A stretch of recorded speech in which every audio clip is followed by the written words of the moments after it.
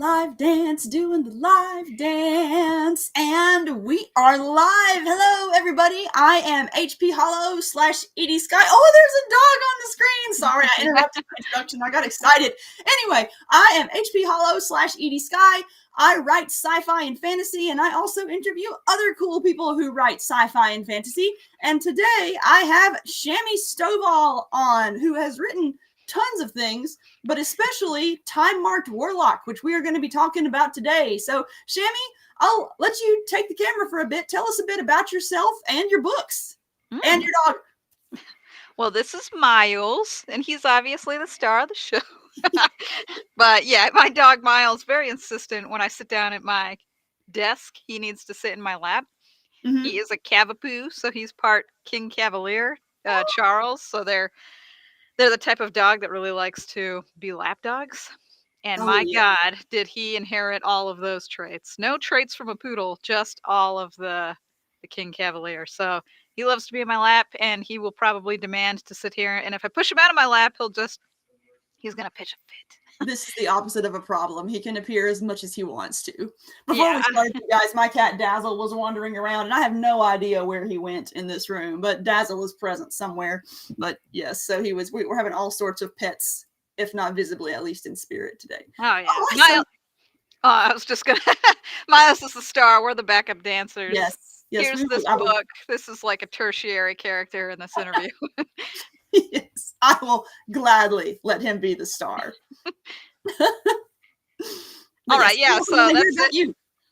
I obviously am an author, surprise, in case anybody was unaware. I just recently published Time-Marked Warlock, which I describe it as Groundhog's Day meets the Dresden Files, right? So it's an urban fantasy with time loops. If you've read a lot of progression fantasy, or you like the regression type of progression fantasy where you get to start over and do a bunch of stuff, that's kind of the inspiration for this one. Oh, nice. Already on chapter 27. Awesome. Oh, yes, we got the comments. Just for those who are listening, we've got Howard Cohen says, hi. Hi, Howard. He's one of our regulars. And then Philip, who is also one of our regulars, says, I just set down Time-Marked Warlock at chapter 27 to join in the fun. So you're having a fun evening, Philip. This is a good day. Yep. That's just my latest novel. I have written tons of other things. Dragon Con is coming up, and I was nominated for a Dragon Award in the YA fantasy category for my Deathlord Arcanist book, so I'm super excited about that. So lots of awesome things happening, lots of confetti to throw. If I had confetti, and if my dogs wouldn't eat the confetti, if I threw it around, I would throw the confetti. But yeah, so I'm having a great time, really awesome and happy to be here. So is Miles. Yes, well, thanks for coming on. I loved Time-Marked Warlock, and one thing I have to say before we start is I feel like this book cured my OCD for the duration of its reading, because literally I'm a slow reader to begin with, and the primary reason why I'm a slow reader is that I have difficulty focusing on just about anything. Like a lot of times, even if I'm going to sit down to read, I have to do a little meditation and set a timer to trick myself into reading. I did not have to do that for Time-Marked Warlock. I sat down and my face was just glued to the page, and so that is the highest compliment I can pay to a book, that I sat down and kept at it that long. Nice. But yeah, it's so fun and so good. And we are going to talk about why it is fun and good. We got Michael in the chat who says, hi, everybody. Our chat's already active tonight. So oh my God. About the book though, unless you have more you want to say about your book. So I kind of just freaked out and interrupted you there. No, I'll just hold here. We can talk about it. It's okay. Tertiary player. Is beautiful. I love that cover. We got to talk about the cover too, and the audio book, because you got freaking Jeff Hayes to do one of the voices. Like, oh my gosh, there's so much exciting stuff about this book. But before we get into that, I have my usual little announcements to make. So we are running a signed book contest where you can enter to win a signed copy of Time-Marked Warlock and a cool metal bookmark. I love your metal bookmarks. They're so snazzy. The link to enter to win that is in the show notes wherever you're watching, but I'm also going to put it in the comments right now, so you can click on that and fill out the form and do all that fun stuff. If you want to just go ahead and read it and buy it and love it and all that stuff, I'm also going to put that link in the chat. And then You also mentioned you were nominated for a Dragon Award, so we got to talk about that too. What book was nominated? Tell us a little bit about it. Death Lord Arcanist was nominated. So I have an Arcanist series, which I always pitch as like Pokemon meets Harry Potter, because people gain magical powers from bonding with mystical creatures, and there are rare ones, and there are dragons, and you can evolve them basically because each mystical creature has like a true form.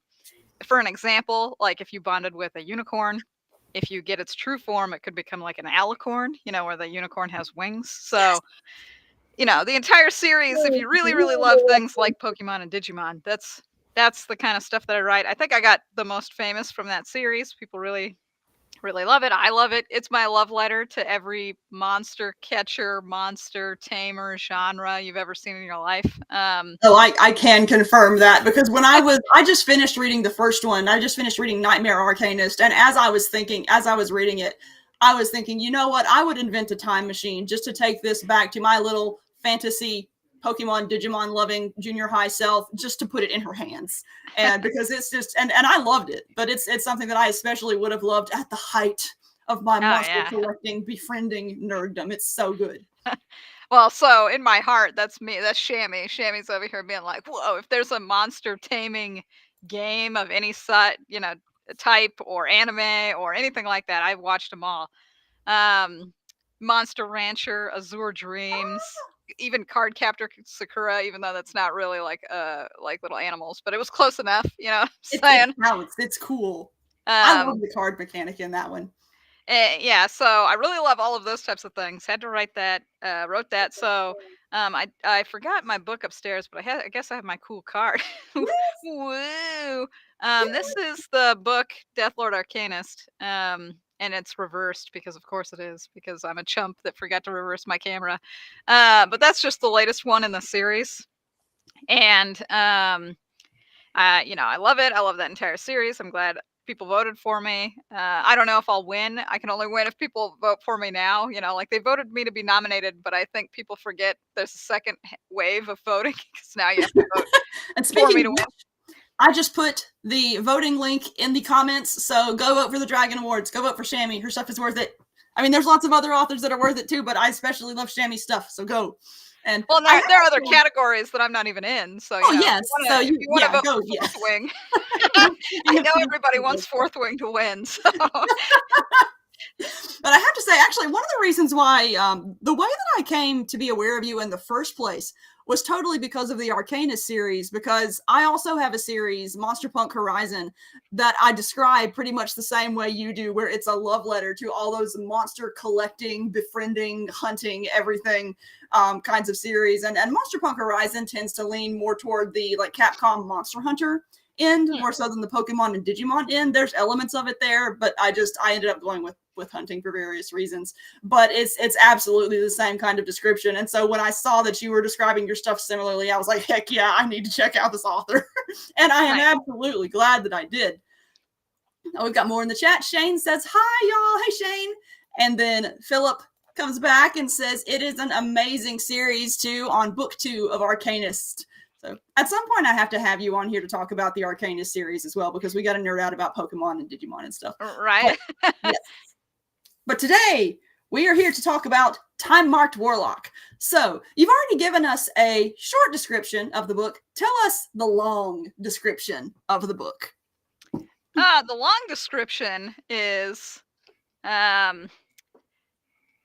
Warlock, who was the best in his game, has awesome magical powers, was super cool, loses his brother. His brother dies when he is in Paris, and he takes it really hard, like so hard.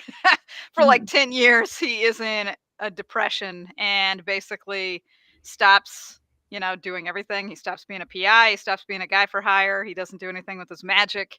He just kind of gives up on life. I feel like you can't be I feel like you can't be a grumpy PI in a story without having a dead someone in your path at some point. Yeah, that's classic, character arc fuel, you know what I'm saying? Pathos is what they call it, pathos. But so he's super depressed, and the book starts off with a little girl banging on his door, being like, hey, I need your help. My mother's been murdered, and she told me that if anything ever happened, I have to go to you because you will make it right. And basically, the book is this guy getting his mojo back, right? Um, so just imagine what if Harry Dresden had a really bad depression, and then he had to get back on to being a cool guy who's out there helping people and defeating bad guys, right? So that's basically Adair Finch, is that he's got to get back on the horse. I really like those types of arcs. I really like the male redemption arc. That's some of my favorite in books and writing and storytelling in general, is guy who was really cool and then gets back to being really cool after whatever has happened. In this case, he feels like it's his fault that his brother died, right? So that's some of my favorite to read and write, and I'm really into it. Probably only second to villain gets redeemed, villain redemption arcs. Also, Oh yes. also very like my jam. Like I'm like, wow, I'm just here for that. I really like overpowered powers, but used in a way where they're not completely stakes killing, right? So having the ability to rewind time, which I guess spoiler alert, that's what Adair Finch can do. He can rewind time. Yeah. Is super overpowered, right? Because if you can rewind time, what the hell is the point of anything? But There's Adair no has more. limitation on it. Yeah, Adair has more of like a video game save point. He can save, mark the time, and he can only rewind time up to 24 hours. So we have slight limitation, but it's still pretty broken. But that's fun. Like that adds to the like, oh man, we're having a great time. No wonder the mother was like, if you're ever in trouble, go to this guy, right? Because Yeah, for real. having a time rewind power, you're like, well, this guy's gonna handle it. I really like. There's a scene in the book where he has to fight somebody, and if you've ever played a video game where you're at a particularly tough boss and you just keep doing the boss over and over and over again until you've basically learned every single one of the boss's moves. And now when you go to fight him, that boss is a complete chump because you know exactly what it means when they lift their fists, to the and you're Yeah. like, this I guy. love that scene too because you really speaking of that particular kind of video game based conflict, you capture the intensity of it because there are certain I like to play not overwhelmingly challenging games, but somewhat challenging games. I got really bored with the latest Final Fantasy because it was so easy even after I took the tutorial rings off. But I was recently playing Armored Core 6, whatever the latest Armored Core was, and that particular game is really infuriating because you have to learn the cues, you have to memorize certain things, but when you finally figure it out, everything clicks. And I got the exact same feeling reading that particular scene that I got whenever I played that game, because you can see Finch struggle despite his power, and I really liked how you were still able to capture that intensity despite him having the amount of power that he does. Yeah. Well, I really like challenging games. I've played all of the Elder Soul game or Elder Ring, but no, Yeah. The FromSoft games. Dark Souls and Elden Ring. Now let me squish them all together. Actually, I like FromSoft, but I think Bloodborne is my favorite that they've ever done. But Oh they yeah. seem to have abandoned that series like after one game. But Elden Ring, I really really liked. Thought that was great. I love those types of games. Definitely took inspiration from that when I wrote the scene with the witch. So stuff like that is great, right? So I super duper love video games.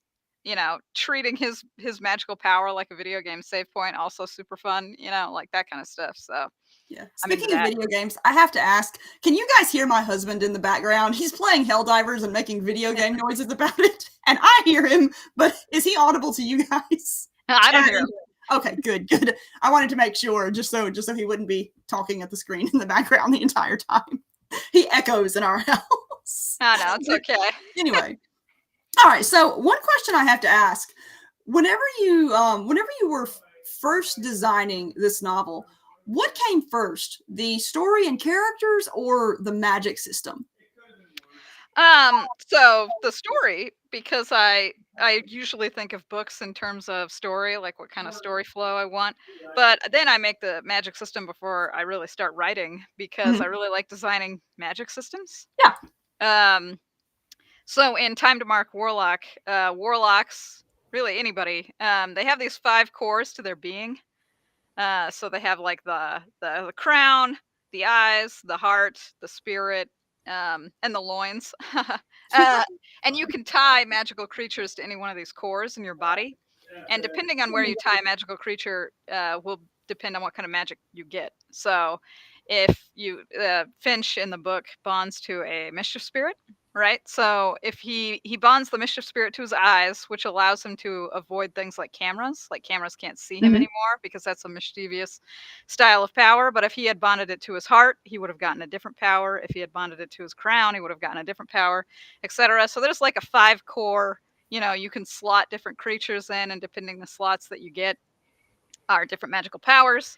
Um, Finch starts the book with 2 of his cores already slotted. The crown is slotted to Kronos, the Titan of Time, right? And that might be a spoiler, but that's barely a spoiler. I think he says that in like chapter 2. Yeah, it's real. It's really early. Yeah, it's the premise of the whole book.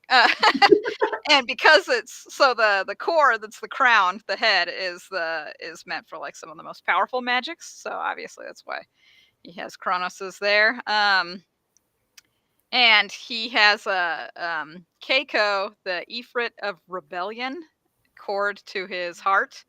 And all of the cores use different types of things in order to even use the magic. So the crown, you have to concentrate to use the magic, but the heart is fueled by emotion. The more emotional you are, the more powerful the magic that's slotted there is, right? So whenever he's angry, his fire power is more intense and cool. Mhm. Right. So when I planned out the magic system, I planned it out like that. Like, oh, this would be cool. It would be cool if it was slottable. It would be cool if you could bond to more than one creature. It would be cool if the cores did different things depending on what you bonded to. It would be cool if they were used differently. Like things Yeah. like that. Is Um, bonding to creatures for magical powers a trope that extends through most of your series, or? just in the Warlock series and in Oh, really? my Arcanist, yeah. So those are the only ones really where bonding with a creature gets you magical powers. But I like that a lot. So Mhm. in the Arcanist book, your magical creature is like your magical partner. You really only bond with one. I guess there are Yeah. some exceptions where you can bond with multiple, but you really only bond with one. And so it's almost like that Digimon super special. This is my partner guy. Um, but in the Warlock series, it's more like I guess it's verging much closer to a video game because it's like, oh, I could have 5 of them. Which ones do I want? You don't necessarily have to be hanging out with them all the time. Like Adair Finch is not hanging out with Kronos. You Mhm. know what I'm saying? Throughout the book, which would be funny, but um, it's a little bit more like if you could imagine your own character sheet and what kind of magical powers you would want. So, like I said, Adair has Kronos and the Ifrit of Rebellion, and then later a Mischief Spirit, and the Mischief Spirit is fun. I love the Um, Mischief Spirit. She's one of my favorites. yeah, she's one of my favorites too. She has a really big role in book 2, so I'm Yes. super excited for that to come out. And I guess this is a mild spoiler, but again, very mild because I think within the first 10 chapters this happens. I think it's chapter 7. Um, when the warlock makes a pact with these creatures, he has to do something for them. He has to get them something. He has to complete something. Like that's the agreement. He gets their magic, but in return, he's got to do something for them. And with the mischief spirit wants a human body because the spirit doesn't want to be a spirit anymore. She wants to be a human. Mhm. And so Adair agrees, although reluctantly, because he thinks that's a little weird. But he's like, okay. So, but in book 2, um, she gets a body, right? Uh-huh. And she takes over the body of a Twitch streamer. Like, Oh yeah. my gosh. So I just had a whole lot of fun writing that. I cannot wait for that one to come out because oh my god, the shenanigans. You know what I'm saying? Like, I absolutely did not expect the Twitch streamer, and now I'm 3 times as excited to read yeah. this book. Now, when does the book come out? November 12th. It's Oh, it's okay. already recorded. The audiobook's recorded. It's written. The only thing we're actually waiting for is just the cover art. So, Mhm. but it's already up on Amazon with a like cover art to be revealed cover. So Mhm. we're all good to go. I can't wait. Nice, nice. So tell me about the cover. Who did the cover? Me, me, Really? me. Nice.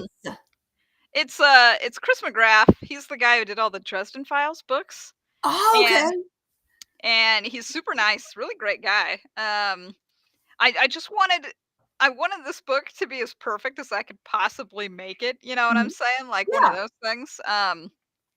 So I wanted to get like one of the best urban fantasy cover guys. He's considered one of the greatest. He's also the only one who responded to me because I reached out to 3 of them. He was the one that got back to me, so I was hyped for that. Easy choice. Yeah, he put me on his little schedule. I'm there. He did a fantastic job with the cover. I think it's really sick. So I'm super stoked for that. He's doing the sequel cover, but he needed more time, right? I was planning on having the sequel out in October, but he was Mm. like, "Oh man, I gotta." He's apparently like traditionally trained, and he has a photography studio where he has people come in and then he takes pictures of them in the poses he wants, and then he oil paints Oh, most of cool. his stuff. So this is why it takes so long. This Yeah. isn't but I didn't know that. He told me all of that, and I was like, "Oh, okay." So it's gonna come out in November. Super excited for that. The cover on the sequel should have a werewolf and the Twitch streamer, Yes. and I'm excited. I'm hyped. That's gonna be amazing. Yeah. Oh, cool. Let's see. I had a comment and I forgot what it was. Oh, I was while we were talking about the magic system. One thing I wanted to say is I really enjoyed how you depicted the magic system in this novel because it is a very complex magic system, but the complexity comes out in little drips and makes it really easy to absorb as a reader. And I think that was one of the reasons why I found it so easy to read because you open the book and Finch is already using his magic and it's like, oh, this is cool magic. But then as the story goes on, you find these other little branches of it and these other little details that just slowly get dropped, and it's like, whoa, this is so much more complex than I thought it would be, but it's so cool. And I really liked that because portraying complex magic systems is hard, but you completely nail it. I use a lot of tricks. You know, like those tricks that I like to put in, and I guess the easiest trick is that the little girl Bree in the book starts to get kind of like a hero worship on Adair because Mhm. she comes to him and he starts to solve everything and he seems really cool, you know. And so she's like, "Wow, I want to be a warlock just like you." And so she asks a lot of questions, right? Yes. That the audience would be asking, like, "Oh, how do I get creatures of my own? How do we do this?" You know, like that kind of stuff. And it never feels unnatural for someone to be asking this question. As a reader, I always felt weird when characters in a book would ask questions that they should have just known already, right? Right. Because nobody in real life is like, "Hey, man, do you know how combustion engines work?" And someone else is like, "Well, my car uses a combustion engine, which uses the gasoline," you know. And I like Yeah. nobody would have that conversation. That would just never happen. Um, but it would totally happen in this situation where Bree doesn't know anything about how the warlocks operate because she is a witch, right? And her mother was a witch. And so she asks Adair. She's also really young, so that makes it a lot easier for Mhm. someone to be asking questions because the younger you are, you know, the more you don't know, and the world seems amazing and awesome, um, and just stuff like that. So I just feel like the trick to getting this complicated magic system out was to have a Mhm. much younger, super enthusiastic character who is just ready to ask all the questions and be like, "Oh my god, my hands are positioned for clapping. We need to learn more about the magic." And so that enthusiasm, I Yeah. think trickles through to the reader and makes it so that it's not a chore. A chore. Yeah, I it's almost like a reader self-insert, sort of. It's one of the reasons why I enjoy writing isekai so much, because if your main character is plucked from their world and dropped into another world, they automatically have to ask questions because they have no idea what's going on. And so it's a similar trick. I really like it. And, yeah. oh, we got Richie in the chat. He says, "Ayo, Shami on the Holocast." Yes. Dude, I thought Oh, he yeah. said Holocaust at And first I too. almost did, Yeah. and then my brain just caught it. But Yeah. Hollow cast. Yes. All right. And he also adds that Time-Marked Warlock is so good. Top 5 reads of the year. Yeah, Richie is always in my chat over here. So hey, Richie. Yeah, how's it going, Richie? Yeah, I saw his comment at first and I was like, that's weird. I wasn't talking about the Holocaust. But then I read it again and I was like, okay, I got it. All right. Now, how challenging was it to plan the time manipulating aspects of the story? Because time time anything is hard in storytelling. Like time travel, for example, is just it's excruciatingly hard to plan. Like anything that involves time is just especially for me, because I don't have a normal perception of time anyway. Like I'm late to everything, and it's just time and my brain just do not go together. How do you plan the time elements? I think the best way for me was that, and I just do this for every book, but it really helps with the time elements in this too, is what's the ending? What's the ending of the book? You know, so time mark is kind of a who done it, like who's the murderer? You know what I'm saying? Who's the murderer? Where is he? How are we going to catch him? And since I already knew who the murderer was and what he was doing, it's really easy to then plan out like, well, where would all the people be? You know, where are they at 10 a.m.? Where are they at noon? Where are they at 3 p.m.? You know, like things like that. And then from there, the story writes itself because I know how we're going to get to this guy. However, a few things happen in the story so that we don't immediately catch him. And again, I guess this is like how the sausage is made. And this is also a spoiler, but it's a chapter 5 spoiler. So again, this isn't like too bad. At one point, Bree gets shot. Right. She is shot by like a sniper on chapter 5, and Finch rewinds time. And Bree doesn't want to get shot again. But what actually happens in that scene is that Adair Finch is like, if we take you back there and we redo everything, I can figure out where the sniper is, and then we can just go jump the sniper. And she's like, well, I don't want to get shot a second time, right? Because she's a little girl. That was traumatic. She doesn't want to deal with any of this kind of stuff.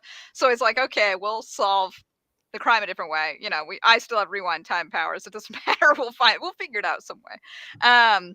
But technically, Adair could have solved the whole thing, you know, by chapter 12 if he had just allowed Bree to get shot a second time and done a bunch of investigation that way. But obviously, he's like grumpy and super jaded in the beginning of the book. In his mind, he's like, oh, okay, if a 12-year-old gets shot a couple times, that's okay. We can solve this quick.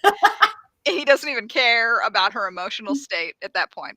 But he gradually, throughout the book, really starts to care about Bree and her emotional state, and that he wants to make sure that she's okay and safe and all this other kind of stuff. So he doesn't let her get shot multiple times. And then they go about solving the crime in like a larger roundabout way that involves a lot of scenes that I love, because what happens is that he keeps stumbling across problems. So he stumbles across a burglar breaking into somebody's house. He stumbles across, there's a witches feud, like witches are fighting in town and stuff like this. And he's prepared to ignore all of these things. He doesn't care about any of this, right? Like he's like, I don't give a shit if people are fighting or if there's a burglar. But Bree is like the sunshine one to save everybody. Grumpy. Yeah, and she's like, we need to save the burglar. We need to stop him from burgling. We need to stop the witches feud. We need to save that dog who's about to get hit by a car. You know, like we need to save everybody. And Adair is constantly like, oh God, do we need to save the pathetic burglar? You know, like that kind of thing. So the entire adventure is a very, very fun, whimsical adventure that like unfolds where, you know, and I guess this is more of a spoiler, but you probably could have guessed from the fact that I said this is a book about a man getting his mojo back. But Adair Finch had lost his brother and was still hung up on that. And Bree, the Sunshine one, had just lost her mother. So they really bond over the fact that they have lost people that are important to them and get over their grief, right? So in a lot of the scenes, they're just kind of, they're helping each other out. And I thought the story came together really beautifully. Like even when I have reread it and I listened to the audiobook again from Sound Booth, I was like, oh, you know, like this really worked. These are two characters that really help each other improve. And by the end of the book, that final chapter always makes me laugh. There's like a sequence of things that happens that just makes me chuckle every time. That would be more of a spoiler. I don't want to spoil it too much, but I'm like, geez, that scene. So I liked all that, and I'm really proud of it, and I can't wait for people to read it. Yeah, the interplay between Finch and Bree is one of my favorite things about the novel, because one thing too is that Bree is a teenager in a magic adventure that also manages to be a believable teenager. And that's one thing that really stood out about her to me, because in a lot of books of this nature where teenagers are the characters, the teenagers themselves are overpowered and off doing ridiculous things. But Bree manages to be someone who is in a really exceptional situation, but is having the same emotional reaction that a regular teenager would, while also managing to contribute to the story in a believable way. And that's hard to pull off. And it's one of my favorite things about the book. Yeah, I really, really like their dynamic. I mean, in general, I really like grumpy character with sunshine character. Oh, me too. It's one of my favorites. Yeah, it's like my favorite trope. I'll die on that hill. But I really like this because the younger character, for a variety of reasons, just worked in this because she's really innocent. Like the younger you are, the more innocent you are. You don't really know as much. When he helps her, it's not for any ulterior motives, right? So if she had been like a fully grown woman, maybe you could have thought to yourself, well, he's helping her because he wants to get in her pants, or something like that. If it was a man, maybe he's helping again because he wants to get in his pants, or for some other reason, like maybe this guy can help him out in the future or something like that. But when you help a child, there isn't really, it's not like the child is going to do your taxes afterwards or something like that. It's like he's just helping the child because he's being a good guy. You know what I'm saying? It's that like he just is, even if he's super depressio, he's still got a heart of gold. Like that kind of thing. This isn't the thief with the heart of gold. It's the grumpy, sarcastic asshole with the heart of gold. Like that kind of trope.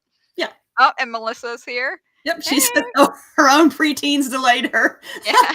Well, we're glad you made it, Melissa. Yeah, okay, so that's why I think Bree of that age was just really good for the story. Oh yeah, I love the grumpy and sunshine combination. This book has a lot of my favorite tropes in it, which is probably one of the reasons, or a lot of the reasons why I loved it so much. Now, given the premise of the novel, I have to ask: so, if you had Finch's time manipulating powers, what would you use them for? I mean, just trivial, mundane crap all the time. You know what I'm saying? Like, I would be using that power just nonstop I mean, even when I play video games, I'm like, now I'm not as bad as my husband, John, who literally will reset a game until everything is perfect. Like, literally everything is Oh, yeah. perfect. My husband does that too. The starting map, if there's ever random rolls, he needs to make sure every single random roll is perfect. I don't know if I would go to that length, but I would definitely do a whole lot of wacky bullshit. I would also have a lot more skills that I don't currently have in real life. So I love drawing. I love writing. I love video games and things like Game Maker, like the program to make video games. If I just had an infinite amount of time, I would be doing those things constantly all the time. One Saturday, I would live out that Saturday like it was 20 years. And then afterwards, I would be a fucking master, at drawing comics. I would be able to make video games. I'd have practiced all my writing forever in a day, That's like boring, like that's not the funnest thing you could possibly do with time powers, but I'd fucking do it. Anytime a game came out, a video game, I would have the game beaten. Well, I don't know if I could do that because anytime you reset the time, all the physical things in the world are reset. Oh, that's right. So you lose your saves and yeah, stuff. I don't know if I could beat every game within 24 hours, but I'd try. Shiny starter. Philip gets it. Yeah. I like to think that I would be productive and do good things with it, but honestly, I think I would just catch up on my Netflix queue. Like, I'm so behind on all TV ever. I haven't even finished Stranger Things yet. That's how far behind I am on watching things. Oh, you know what else I'd do is a bunch of bullshit that I would never do in real life, but I've always secretly wanted to do anyway. You've seen those like shelves in grocery stores that you could probably tip over if you pushed them hard enough, right? And then it would cause an entire domino chain reaction of just knocking things over. That's what I would do, right? Like the psychotic part of Shami would do weird shit like that and be like, "Wow, that was crazy." I would absolutely do stuff I would get in trouble for. Be like, "Wow, that's crazy." Just to see, you know what I'm saying? Just to see what would happen. Just be like, "Wow." But since I can rewind time, who cares? I'd probably get pretty jaded if I thought to myself at any given moment that none of this was real. I could probably just rewind time. You know what I'm saying? Yeah. It's a good thing I don't have it. That's probably a good thing I don't have it either. Though I could write more books that way. But then again, if the physical stuff leaves, yeah, I guess it wouldn't work for writing anyway. So you've got an audiobook coming out too. Now, how much input did you have on the audiobook production? Because you've got what, 3 different narrators performing. I know Jeff Hayes is involved. Who else is involved? And it's Sound Booth, right? Yeah, it's Sound Booth. Annie Ellicott, Jeff Hayes, and Justin. I can't remember his last name at the moment, but everybody always just calls him Justin. So, those 3 did it. And another guy, Ryan, I think Reed is his last name. I can't remember. He comes on for book 2. I didn't have too much input on the audiobook.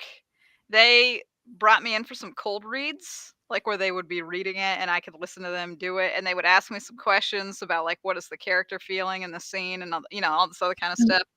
But I'm not a professional audiobook. Like, I don't make audiobooks. I pay people or other people buy the rights to make my audiobooks. You know what I'm saying? Like, and then they just go make audiobooks and I just trust that they'll fucking handle it. And that's what I told Jeff and Annie and everybody involved in Sound Booth. I was like, I just trust you guys to handle it. You guys go ahead and make those creative decisions because obviously you own an entire audiobook company. I assume you know what you're doing. And if you don't know what you're doing, I won't ever come back to you again. You know what I'm saying? Like, that's how I usually handle almost everything. I'll go try that sandwich shop that just opened up near my house. I trust they'll make the sandwich just fine, but if they fuck it up, I'm never going back to that sandwich shop. You know what I'm saying? Yeah. Like, yeah, I love Sound Booth stuff, so I'm pumped about the audiobook too. I'm pumped to listen to the audio version. Yeah. No, they did a great job. They did sound effects. They composed music for the opening and closing. Oh, cool. Yeah, Jeff plays Adair super great. Like he sounds almost exactly how I imagined him to. You know what I'm saying? Nice. So it's the way to so do. Is there one narrator voicing him, one voicing Bree, and then just a prose narrator, or how does it work out with 3 narrators? Yeah. Sound Booth had somebody do just the narration. So this is done in like 3rd person, right? Mm-hmm. So somebody just does the narration. Jeff is doing the voice of the main character, Adair. Annie is doing Bree and Cull, and then Justin did like every other man involved because there aren't that many other like tertiary characters, right? But he did a whole bunch of all the other like background characters. That burglar that I mentioned, the pathetic burglar, like he does his voice and stuff like that. So it was a lot of fun. Yeah. Are there any other books that influenced the writing of this one? You'd mentioned the Dresden Files and Groundhog Day, which is a movie, but still counts. But are there any others that you read before where you were like, I absolutely want to capture this vibe in this book? I guess I would say Sherlock Holmes. I really, really loved the Sherlock Holmes, like little like dime novels and other stuff like that back in the day. Super fun. Now Sherlock Holmes is a little bit more like autistic or like Asperger's about like some of the stuff he knows. I don't know if you've read any of those things, but sometimes he would just be like, this fleck of dirt on this guy's sleeve is actually coal, which means he's from this area of the docks where they are constantly there's coal in the air. And I'm like, just like, Jesus Christ, man, that's a whole lot of conclusions to draw from the fucking dirt on his clothes. But okay.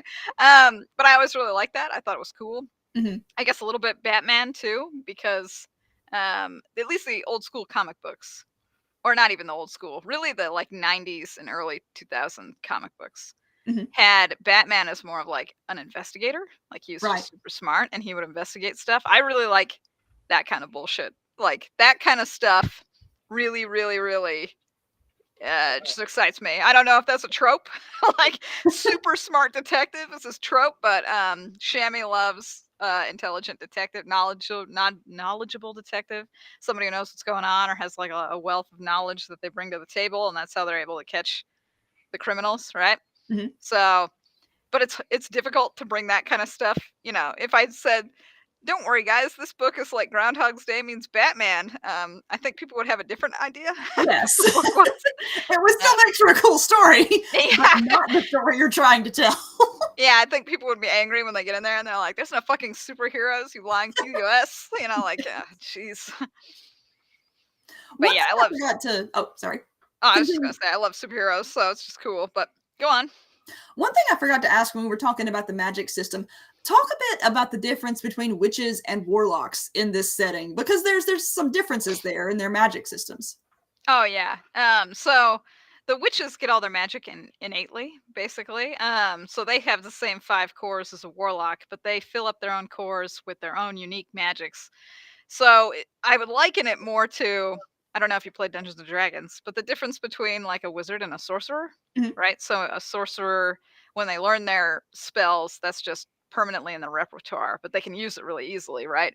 But wizards can switch out their spells by studying at night and filling up their Mhm. spell book. Now, I guess I should preface, I haven't really played 5th edition, so if this is different in 5th edition, I'm so sorry. But in 3.5, that's how it worked.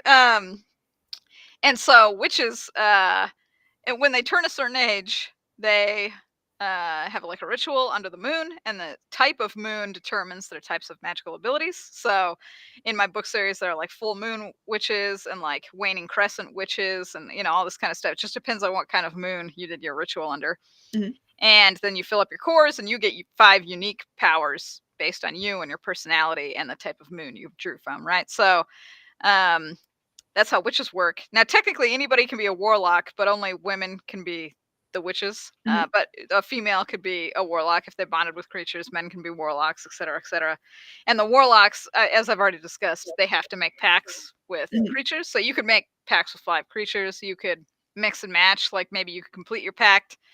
Adair completes his mischief pact or mischief spirit pact, so he can technically drop her magical abilities and get a new creature in there. So he can kind of swap them out so long Yeah. as he's willing to pay the price. So that's like the big downside, right, to the warlocks, is that you got to pay prices every single time you want to get these magics. Mhm. Whereas the witches just get all their cool magic, just because they're witches. Yeah. Yeah, I thought that both of those magic systems were really cool. I like that there was a distinction. And by the way, people in the chat, if you have any questions for Shami, feel free, put them in the chat and we'll get to them. We're getting somewhat close to the end, but first, I want to ask about book 2. So tell us a little bit about book 2 since it's coming out somewhat soon. Yeah, it's called Kronos Warlock, and what really happens is I've already mentioned that the mischief spirit gets this Twitch streamer, right, body. But what happens is that, and again, this isn't a big spoiler because if you go to Amazon right now and read the blurb, this is technically in the blurb. But Adair Finch stumbles across the body of the Twitch streamer. She's been murdered. And so Ah. Cole takes over the body and inhabits her, and basically, takes her life, quote unquote, but she was Mhm. already dead, so it wasn't like they killed her or anything. And then Adair goes about trying to solve the murder of the Twitch streamer. Um, and also a different, funnier plot in the background because this all takes place in Oakland, which is in California. So the first book took place in Stockton, second book takes place in Oakland. Mhm. He's called to Oakland by an old associate who's like, I need your help. I know you're back in business. Get over here to Oakland and help me. And the hilarious part is the story starts with this guy like hounding him, being like, you got to get to Oakland. You got to help me. You got to get to Oakland. And he makes it sound super desperate. Again, this is like barely a spoiler because I think by chapter 5, Um, he gets there and he's like, why do you need me? Why do you need the best private detective in the world? What possible problem could it be that you called me to Oakland? And the guy's like, I need you to trail my wife because I think she's cheating on me. No, that's boring. Not boring for the story, but like, yes, why call Finch for that? Yeah. um so that's just one of those things where I'm like, oh geez. But that's funny. So Yeah. that's like the side plot that's also going on. So he's trying to figure out whether or not this dude's wife is cheating on him. So that's just, yeah, again, these are funny shenanigans that are happening. We're solving a murder. The mischief spirit is now a human being, so there's a lot of like another trope. I don't know if this Mhm. is a trope or thing that happens in fiction, is when a character wants to be human but Mhm. isn't human. So I think that my love for this started from Star Trek. People like Data and Spock and Tuvok and stuff like that. Like the characters, or Seven of Nine. These are characters who really want to be human and try to act more human and learn from other humans around them. I love, love, love, love, love that. So the mischief spirit now in a human body is trying to learn how to be human, and she wants to act human, but she is like a mischief spirit still. So there are a lot of like whimsical, funny shenanigans that happen. Right. And additionally, since she is like super popular, because she's like a famous Twitch streamer, not just like a Twitch streamer with like 20 followers. She's got like 50 million followers. People know who she is, you know, female version of PewDiePie or some bullshit like that. Yeah. So when they're walking around, people recognize her, you know, and then she's got to try and act like the person, but also she doesn't know humans. So there you go. Book 2 is a whole lot of fun shenanigans. We're looking at cheating wives. We're trying to be a human. There's a murderer in Oakland. Just lots of crazy stuff. That's one of the things that I like about the first one is well, I haven't read the second one yet, which is why I specified the first one. But there are really dark, intense elements in it, but they're very well balanced with humorous elements that just come and smack you in the face when they happen. It's like you'll be in the midst of this really intense, sad scene, but then there will be just a line that makes you laugh out loud suddenly, and I absolutely love that sort of balance. Yeah, I didn't want it to get too dark. In all seriousness, obviously we're dealing with murder and all this other kind of stuff, but I still want it to be a fun adventure. Still want it to be like, it's dark enough to have urgency, but light enough that it's still a really fun read. Oh yeah. And we've got comments here. Melissa says, "Sign me up to be a warlock. I want a cool spirit companion." I totally want to be a warlock too. After this book, it looks so cool. Like I would completely mess up my warlock powers and make deals with stupid spirits, but it would be fun before it was happening. We do have a question from Howard. Says, "Shami, what other urban fantasies do you like?" So obviously, I am a fan of Jim Butcher. I haven't read his son James Butcher yet, but those are on my TBR. Patricia Briggs writes a really great series. I'm sure everybody has heard about it. The Mercy Thompson, where she's like a coyote shifter, right? Yes. Yeah. So things like that, super fun. I've always really liked the setting. The other book that I read is called Already Dead, and that's about a vampire private detective, and that was one of my favorites too. Like when I was growing up, I went through an entire vampire phase. And this vampire detective, this one recently. Yeah, I posted it on Facebook because I wanted the book again because I was thinking about it because, you know, obviously I was writing urban fantasy. When I read my own stuff, I was like, wow, now I'm in the mood for urban fantasy. Right after I read my own book, I'm like, whoa, where's some more urban fantasy I can consume? So I ordered that book again off Amazon. I talked about Facebook. Super fun book with a vampire detective. Really loved that. That concluded a while back. It was 5 books, I think. The Iron Druid is also a fun one. Yes. Although, well, I was going to say that main character is definitely a lot more cocky or what's the word? Different than those other types of characters, you know, in the sense that he's really sure of himself. Yeah. I mean, Harry Dresden's really sure of himself too, but it's a little bit different. So, and the vampire guy is a little more emo. In all seriousness, he's a little down in his dumps. They're all great books, though. Highly recommend. You know, all of them. So, if you haven't read them. Yeah. Melissa's in the comments saying love Patricia Briggs. So I'm gonna have to add her to my reading list too. Yeah, she's a great author in all seriousness. She has a lot of great turn of phrases, right? Like she has a lot of fun stuff like that. So cool. Well, as we draw to our close, first I want to say thanks for coming on, but also I want to ask, do you have any signings or cons or, well, I mean, you've got Dragon Con coming up. But where can people meet you within the near future? Well, so I'll be at Dragon Con. I have a whole bunch of stuff happening in Dragon Con because like I said, I was nominated for the award. I have a signing at 7 p.m. At Dragon Con on Friday. So I guess if people are there, I'll also be at P-Con. I think you're the host. Yeah, you're the guest of honor or the host. I'm one of the guest of honor there. Yeah, but I'll be at P-Con right after that. I mean, Dragon Con ends September 2nd, and P-Con starts like September 17th. Yeah. So we're gonna go to Dragon Con, and then we're gonna come home, and then we're gonna turn right the fuck around and go to P-Con. So I'll be at Dragon Con and P-Con. I think those are gonna be the only cons for the rest of the year, though. Because then we get into winter. Nobody wants to do anything in winter. Boo. Yeah, I wish there was a good winter con, but at the same time, it's winter. I want to stay home and cozy and in my blankets. Right. Drink hot chocolate. That's what I want. Yes. And celebrate Christmas literally Yes. every day. Yes.